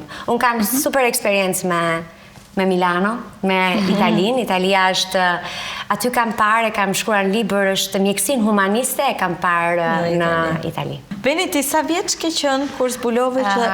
Arbana, me shumë që po flasim për këtë, më ndojshë para që t'i themi smundjes, okej, do t'a përballoj, më ndojshë duhet me bë edhe shumë vizita. Shpesher kam parë dhe kam kuptuar që njerëzit kam frikë të bëjnë analizat. Kam frikë të shkojnë në spital. Dhe para që të parandalojmë një smundje, duhet absolutisht ne vajzat në përgjithësi, kush ka pasur një problem, edhe kush nuk e ka pasur, shkoj te doktori, të kontrolloj gjoksin, të bëj një test, nuk e di... Kontrollet periodike, koha është florit. Nga kontrollet periodike, Dhe unë kam qenë gjithmonë, jam shumë e kujdesme të vetja ime, mundon të shëndetshme, të bëj analizat e gjakut, dhe një ditë kisha një dhimbje të vogël të gjoksi, dhe thash, ishën disa muaj në fakt, dhe thash, shkojmë të doktorit, bëjmë një vizit, ta heq atë mendimin negativ që kisha. Dhe senologu në Milano, shkova te spitali Milano, në Moskova, më bori analizën, edhe më tha, Benjada, këtu ke diçka. Nuk është një thjesht një qiste, por është diçka e fortë, është sigur I fortë, dhe është goxha e madhe. Dhe direkt, ai më përnotoi një biopsia. Kam qenë me fat që kam qenë në Itali, sepse ndoshta po do kisha qenë në një vend tjetër të botës, ose ndoshta edhe këtu në Shqipëri do kisha kohë, do kisha qenë pak ma të gjata. Do prisje më gjatë. Po, brava. Dhe ai të futi pysje rast urgjent, se kanë këtë mundësinë kur duan. Po, ishte një doktor shumë I mirë, shumë I sjellshëm, për këtë këtu të mbështes. Një doktor që më ka qenë pranë në çdo vizitë, që ka kontaktuar të gjitha mjekët e veta, ato superiori më të larta. Dhe bora biopsin, dhe te biopsia, për fat të mirë, doli një fibroadenoma B2. Dhe doktori më tha, Benjada, ke kapur në kohë, sepse po ta mbaj edhe disa muaj tjera, mund të bënte rrezikshme. Dhe normalisht kanë kaluar disa ditë para që të merja këtë informacion. Unë isha vetëm në Milano, nuk I tregova asgjë. Prindërve? Mamit, absolutisht, sepse si gjithë vajzat, nënën e kemi pak shumë pikë të dobët, dhe nuk doja ta mërzitja, thash, do prek, do mërzit, atë është larg, do vi tani në Milano, mbase nuk është gjë. Dhe bëra çdo vetë. Nuk e di ku e gjeta këtë forcën, ka qenë një javë shumë kështu. Ishe vetëm fare? Po. Unë isha në Milano, punoja si modele, ndërkohë punoja, kisha një jetë shumë angazhuar. Isha edhe pak e stresuar, sepse ndonjëherë kur je vetëm do të realizosh, vrapon, je gjithmonë kështu fokus për të arritur objektivet e tuaja. Dhe u trëmba shumë, për I thash vetës forca, I thash vetëm kuzim, e thash do ta përballoj. Dhe prita 2-3 muaj për operime, hoqja këtë masën, dhe nga atëherë pastaj unë çdo 6 muaj kontrollohem, sepse duhet absolutisht të bësh një vizitë, se mund të kthehet ndoshta diçka tjetër Dhe kjo është mesazhi që unë I them gjithë vajzave, të bëni sa më shumë analiza, mos të keni frikë të shkoni te doktori, vajzat por edhe çuna në këtë rast, të gjitha. Mesazhi është mos e lini për një ditë tjetër. Po, sepse jeta është gjë e rëndësishme që ne kemi dhe ja vlen ta jetojë në mënyrë. Dhe të mos bëjnë kontrollet vetëm në muajin e tetorit. Jo vetëm në tetorit. Se mos flasim vetëm për kancerin e gjirit, ju lutem. Patjetër, të tjera. Ndryshe nga ju më analizat të gjitha më dilin shumë mirë, çuditërisht. Po. Po çfarë mendon se e ka sjell në trupin tënd? Unë kam pyetur mjekun se kisha këtë dyshimin brenda meje se ishte apo gjenetike për shkak të 2 situatave që u përmenda, por më tha Luna, pak rëndësi ka nëse është gjenetike. Gjithnjë më shumë në vitet e fundit dhe nga mënyra dhe stili I jetesës që njerëzit po bëjnë, po shtohen rastet me këto lloj smundjesh për shkak të stresit jashtëzakonshëm që njerëzit përballen, për shkak të nxitimit për ta jetuar Ngarkesat jetën, emocionale. ngarkesat, absolutisht. Edhe kësaj jetës që ne nuk po kalojmë më kohë me njëri tjetrin për të folur, ne jemi në tavolinë dhe rrim secili në telefon, dhe ne nuk po jetojmë jetën atë kuptimin e vërtet mirëfill, të qetësojmë se është dhe një terapi të flasësh me një shoqe, e di shumë mirë. Kështu që në një farë mënyrë po e cungojmë pak jetën tonë dhe nxitojmë shumë të bëhemi versioni më i mirë i vetes, aq shumë se ne harrojmë të jetojmë. Ne çojmë pim kafen e mëngjesit dhe gjithmonë me telefonin dorë, çfarë do bëj sot gjithë ditës? Lëre telefonin 10 minuta, shijoje atë kafen, rrezet e para të diellit. Por ama e kemi një fat shumë të madh që po jetojmë në kohrat më të mira të terapive. Po. Edhe tashmë shkenca po vrapon, është një sprint. Çdo 3 muaj ka të reja për terapi. Nuk ka më krahasim me atë që ndodhte 10 vite më parë. Nuk do të ishim këtu duke folur kështu në të treja. Përveç jush, unë sot këtu kam dashur që të kisha edhe dikë tjetër. Edhe ta bëra si ftesë jo një herë, disa herë. Përpoqja të fusë edhe miq, njerëzit e mi si babin, Edin, nuk ja dola dot. Tova dhe mamin tim. Mami im është diagnostikuar me kancerin e gjirit kur unë kam qenë vetëm 10 vjeç. Edhe vëllezërit e mi kanë qenë shumë të vegjël. Që nga ajo kohë është e vështirë që të flasësh me të për kancerin e gjirit. I duket sikur po e përmendë ja kthen. Akoma më keq, i duket që po e ftove publikisht në një program të tillë do t'i rishfaqet. Ajo ka 30 e sa vite që jeton me frikën se mos i rishfaqet. Juve keni frikë se mos rikthehet? Ishte gënjeshtër se po të themi që nuk kemi frikë, personalisht të paktën, nuk mund të them që nuk kam frikë, po kam zgjedhur të mos jetoj me frikë. Sepse i kam thënë vetes që vdekja nuk dihet asnjëherë nga çfarë të vjen dhe e kemi të shkruar jetën edhe mënyrën se si do ta lëmë këtë botë. Ndaj nëse ne të gjithë mendojmë ose shqetësohemi se mund të vdesim nga smundja, ne mund dalim makinë në rrugë dhe nga një pakujdesi mund të vdesim. Mund na shtyp makina ose aq më tepër akoma që ne pjesa më e madhe e jona udhton me makinë dhe lek shoh një aksident me makinë mund të na marrë jetën. Në gatim gjatë kohës jemi duke gatuar me rentin, ku di unë, larg qoftë. Kështu që nuk e dim asnjëherë, nuk duhet të rrim edhe të jetojmë, ta ushqejmë frikën brenda nesh, ne do vdesim nga kjo smundje. Jo, ne na është dhënë një mundësi e dytë për të jetuar. Edhe kjo mundësi e dytë nuk duhet të shpërdoruar asnjëherë. Duhet ta kthejmë në një farë mënyre në anën tjetër të medaljes dhe ta përdorim si pozitivitet edhe si një mënyrë tjetër për ta parë jetën, sepse sëmundja e ndryshon njeriu. Si ka ndryshuar juve? Të bën njeri më të mirë apo njeri më egoist?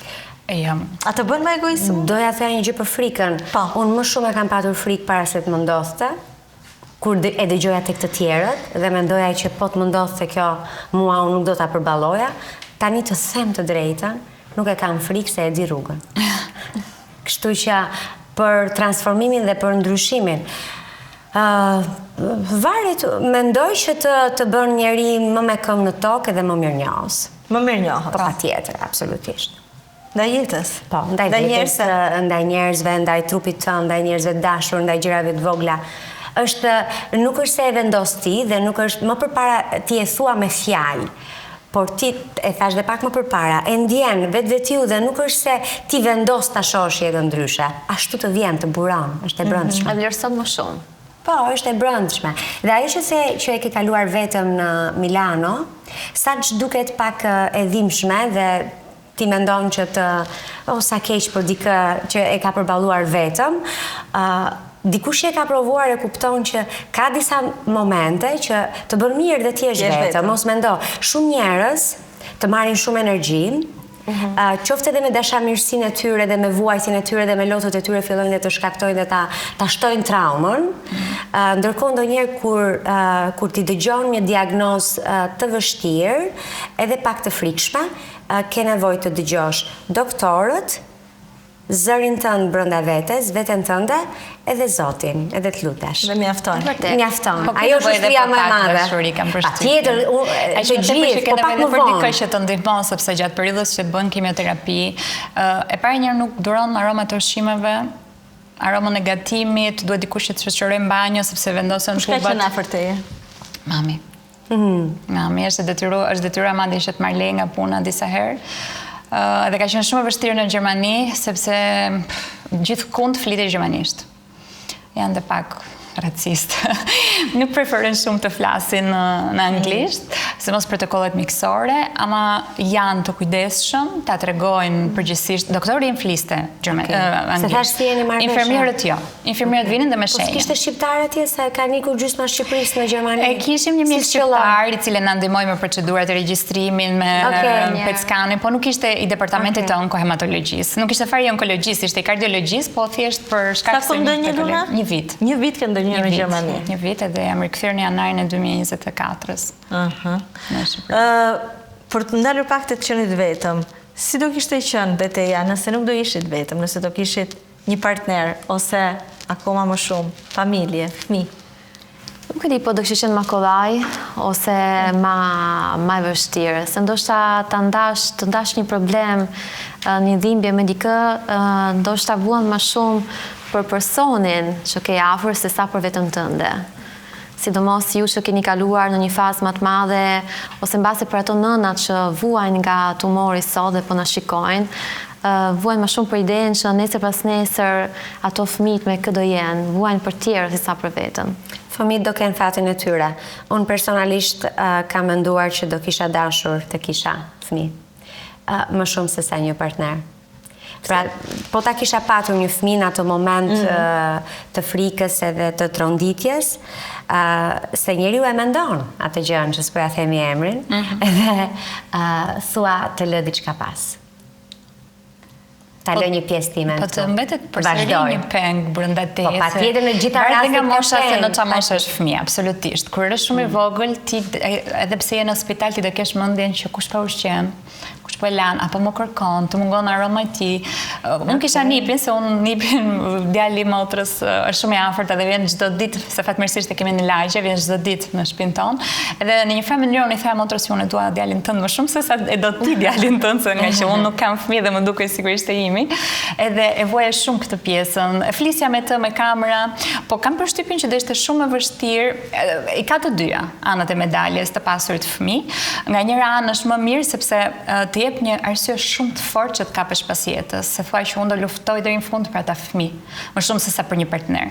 Ndërsa nga ana tjetër, ti edhe e vuan këtë pjesën kur ke fëmijë, se përveç faktit të kujdesit që ti nuk je më e mundur fizikisht, sepse ka njerëz që bëjnë 2 vite rresht kimioterapi, radioterapi, ndryshimet fizike, femrat i përjetojnë shumë keq në sytë e fëmijëve, sepse humbjen e flokëve, çupikëve, dëmtimet e thonjve, pafuqinë, zverdhje në lëkurë.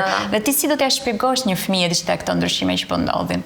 Edhe aq më tepër, pastaj nënat të cilat përballen me diagnoza shumë më të vështira që nuk kanë, se njohim dhe dim raste të cilat kanë pasur një fund pak më të trisht, dhe si do t'ja thonë vajzës së tyre këtë gjë? A i keni thënë vetes goca, pse më ndodhi mua? Pse mua?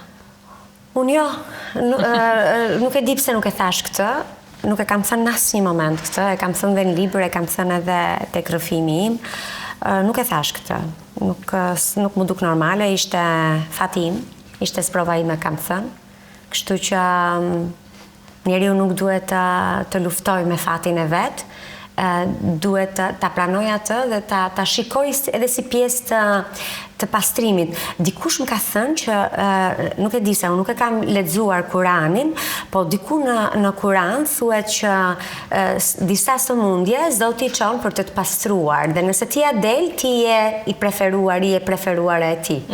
Kështu që nëse ti shërohesh dhe je mirë, ndoshta kjo është një, apo dhe doktori ime e ka shpjeguar që kjo sëmundje nuk e di pse është këtu, tha, kush e ka sjellë dhe pse është këtu. Për të na ndërgjegjësuar ne që të bëhemi më të mirë, për të na ndërgjegjësuar ne që të mos merremi me kotësitë e jetës, po të vlerësojmë shëndetin, të vlerësojmë dashurinë, të vlerësojmë njerëzit që kemi afër, të gëzohemi me pak. Se ridimensionohen gjitha raportet. Mbas ndodh ti pastaj shikon ndryshe familjarët e tu. Ashtu është dashuria, apo jo? Atë çfarë që kisha shumë fokusuar te puna, te angazhimet e mia, në momentin që ndodhi ky problemi, unë i lash çdo gjë, u bllokova dhe thash tani do merrem me veten time, do kujdesem më shumë, do haj më shëndetshme, nuk do vrapoj, po kam një takim pune dhe mund ta bëj nesër, sepse kam qenë gjithmonë vrap këtu, vrap andej, dhe ndërkohë kur të ndodh diçka keqe, ti bësh jep jetës më rëndësi. Ndoshta në atë moment nuk kisha kaq të rëndësishëm. Jetoja, po nuk dija që po jetoja. Në ai moment aty pastaj i kam shijuar çdo gjë. Të duan më shumë njerëzit pasi kalon kancerin, ose mbasi je me kancer, ose mbasi je sëmur? Ndodh që të humbasësh shumish, sepse të kthehemi tek diskutimi në fillim. Po kanë qenë ato që ke humbasur? Nuk je drejt. Po, aty kupton se mundja ndryshon njeriu dhe e bën të kuptoj vlerën e jetës, e bën të kuptoj çfarë vlen dhe çfarë duhet bërë në të vërtetë në jetë dhe kush janë njerëzit në të vërtetë, ata që qëndruan pranë dhe ata që u larguan. Kush ishin ato që u larguan, Mira? Jo, nuk kam patur kështu, ndoshta dhe sepse nuk kam patur një shkëputje kaq të madhe. Shkëputja ime ka qenë mastektomia, operacioni, 3 javë, jam kthyer në punë, kam vazhduar normalisht. Fakti që e mbajta private, besoj që edhe më ka ndihmuar për të vazhduar një lloj normaliteti. Qofse fillimisht unë e pata nevojë të vazhdoj punën, sepse mendoja që se dija se deri ku do shkonte sëmundja dhe se sa do më kushtonte. Gjatë rrugës kuptova se vazhdimi i punës, vazhdimi i podcasteve, me pak sforco, po buzëqeshja dhe takimi me njerëzit, më shëroi dhe më bëri mua të besoj që po jetoja një jetë normale. Njerëzit më panë ashtu dhe kur unë rrëfeva këtë histori gati pas një viti, për shkak se unë vendosa të shkruaj librin për veten dhe për gratë, në fakt, sepse doja shumë të shkruaj një libër dhe të rrëfeja gjithçka që kisha përjetuar, njerëzit që kisha takuar, leksione që kisha marrë, sepse kur unë isha në spital, përveç doktorëve dhe besimit në Zot, kisha shumë nevojë për rrëfimet. Rrëfimet, ne vim në këtë botë, ne jetojmë me rrëfime. Është rrëfimi që na e ka krijuar këtë botë. Mitet, ne jemi rritur ne kemi mësuar në shkollë mitologji. Po duan njerëzit të dëgjojnë rrëfime për njerëz të smur, mendoni? Unë kur po flisja me një mikeshën time për temën që diskutojmë sot, aman, jo, të lutem, aman se nuk dua të dëgjoj. Jo, njerëzit nuk duan, e kam thënë dhe në libër, edhe nga podcastet, njerëzit pëlqejnë të ndjekin doktor dhe jo pacient. Pse? Njerëzit duan përgjigje dhe nuk duan t'i bëjmë pyetje vetes. Por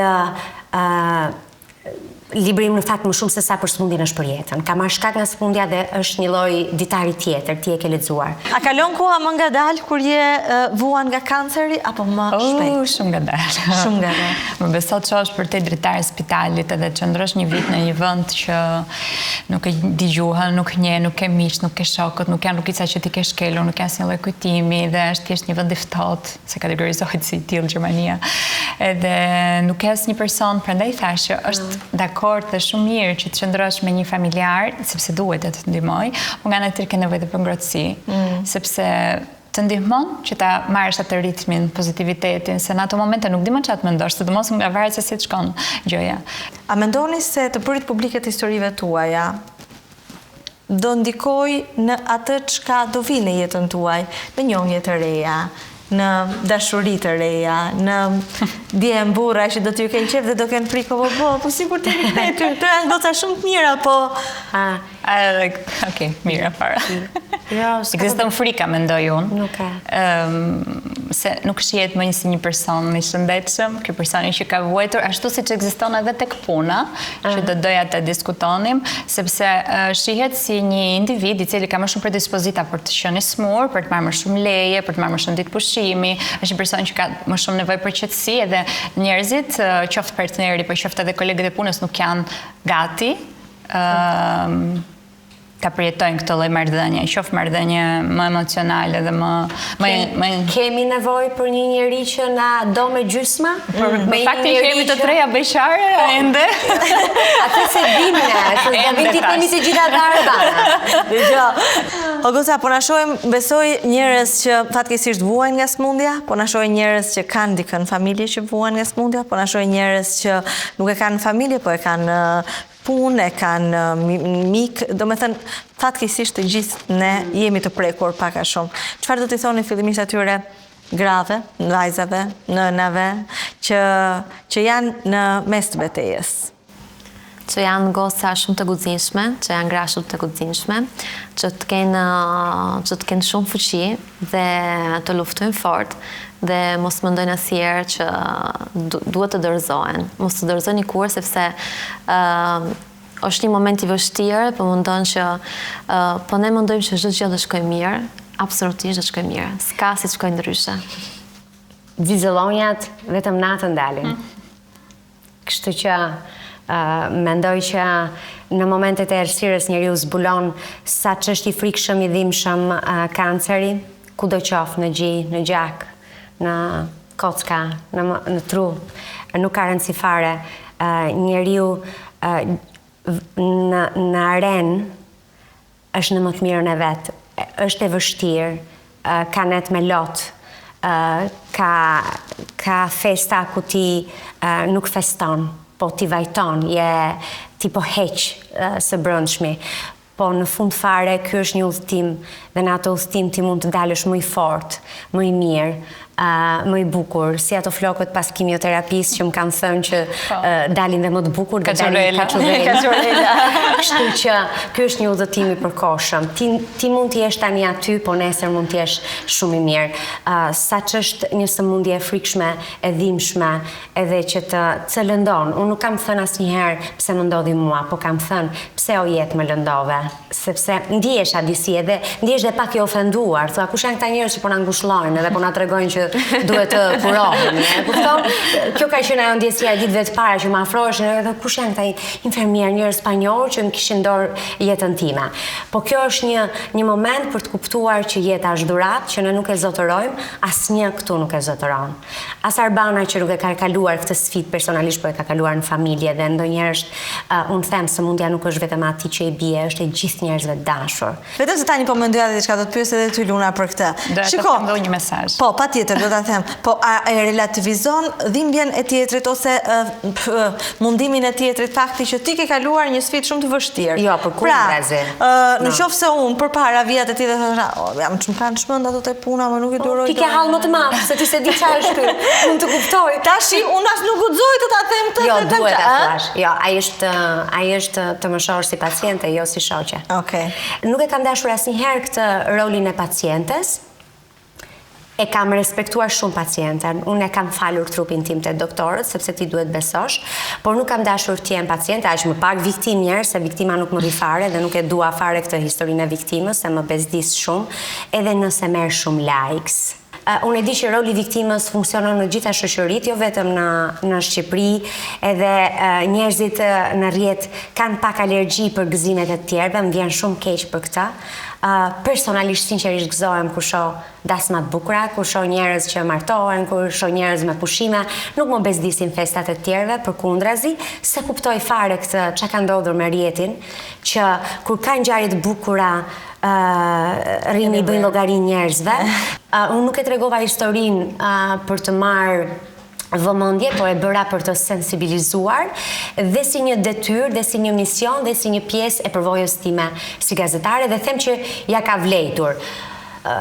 Sigurisht janë këto momentet pastaj, këto janë momentet kryesore që do biesh në sy. Nuk më vjen keq nëse është dhe për shkak të sëmundjes. Nëse kjo sjell gjëra të mira, përjedhoj, jam shumë e kënaqur, nuk më vjen keq.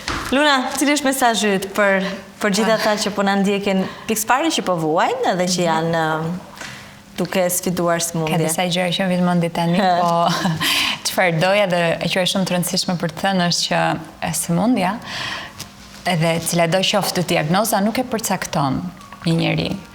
Është mënyra se si ne zgjedhim ta përballojmë këtë sëmundje, ajo që na bën të jemi triumfues apo jo. Është ajo drita brenda nesh që ne nuk e dinim se e kishim, që rri ndezur edhe mban shpresën gjallë që një ditë do bëhet më mirë.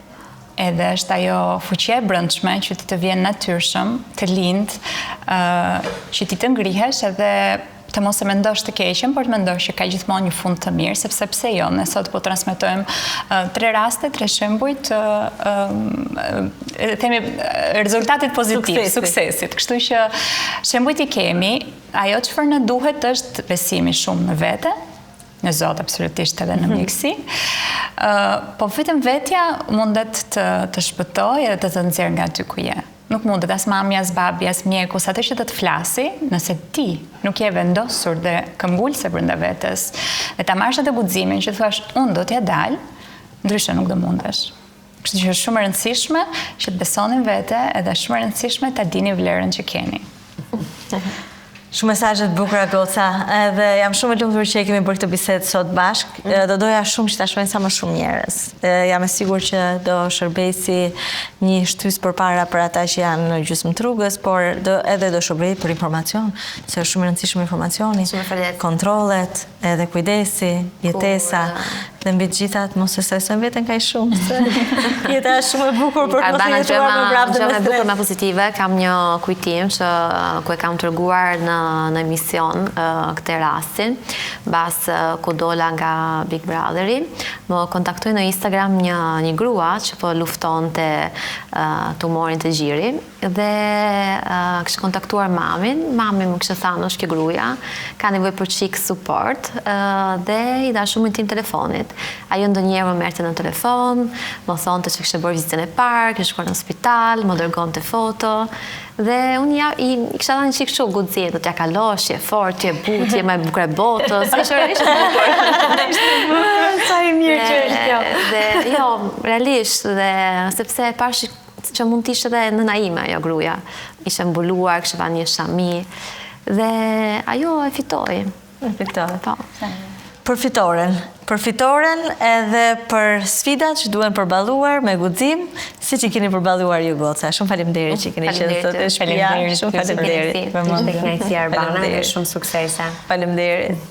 Ky emision u mundësua nga Vodafone, Ujë Qafshtama, Konad Albania, Luarmed, Gjotto Karni, Obu Store,